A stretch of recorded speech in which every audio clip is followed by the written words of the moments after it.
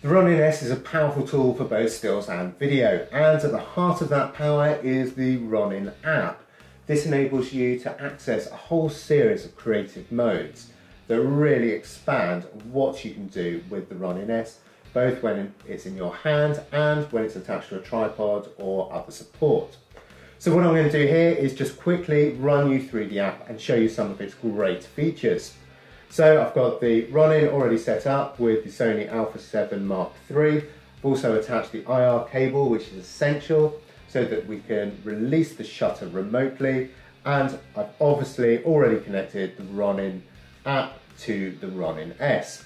Once that's done, I've got the main window here, and I'm just going to click on Create, which will take us through to the 5 creative modes. So you should be able to see those modes here, and I'll quickly run through them, and you can just see the Ronin-S in the background, and you'll see it interact as I start playing around with each of these modes.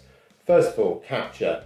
Really simple. We've got these 3 circles at the top, and those adjust speed. So if I go to pan first of all, pan, and we should be able to see the Ronin very slowly panning around. If I change that from 11 up to 47, and now pan, and you'll see that increase in speed.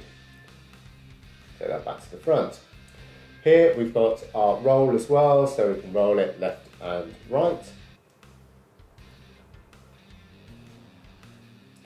And this little joystick here enables us to adjust the tilt, pan, and if you slide your finger around, you can get that to move up and down. Here at the bottom, we've got our shutter button. I'm in stills mode at the moment. Hit that, and we can just hear it take a photo. So essentially, that is create mode. Next to that, we have Panorama. So here we can set the sensor type. I'm on a full frame. Focal length is 1224. I've set it to 24. Each image that it takes, it'll have an overlap of 30%, and there'll be a 2-second delay between each picture. So I'm just going to reset this by double-clicking the trigger. That sets the camera right in the middle. We can see that there.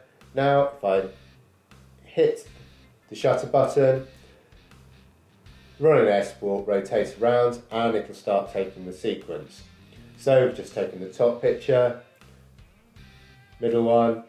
So this basically enables me to transform the Sony Alpha 7 Mark III into a super high resolution camera. So this is great for landscape photographers if they're looking to take really large scale pictures, or if you just want to go out, take some pictures and then recompose later on.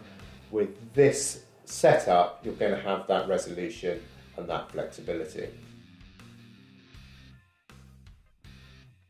And here in the window, we can just see those 9 boxes are now filled and it's now finished the sequence. So out of Panorama, and again, double click just to reset the Ronin-S. Time-lapse, pretty self-explanatory. Interval 1 second, current duration 4 seconds, frame rate 60 frames per second, and we've got push mode on. Now, if I start this, it'll start to take time-lapse pictures. It's just static. So standard time-lapse stuff.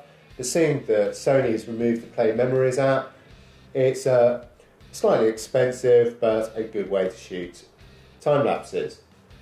Obviously, static time-lapses are okay, but motion time-lapses are far more fun. So we have motion time-lapse here, or motion lapse. Here we can see camera position 1, camera position 2, interval 3 seconds, duration 10 seconds, frame rate 24 frames per second. Now, if I want to move these around, make sure I've just highlighted that, go to our control panel, and again, we can move the camera around, and you'll see the camera just move here on the interface.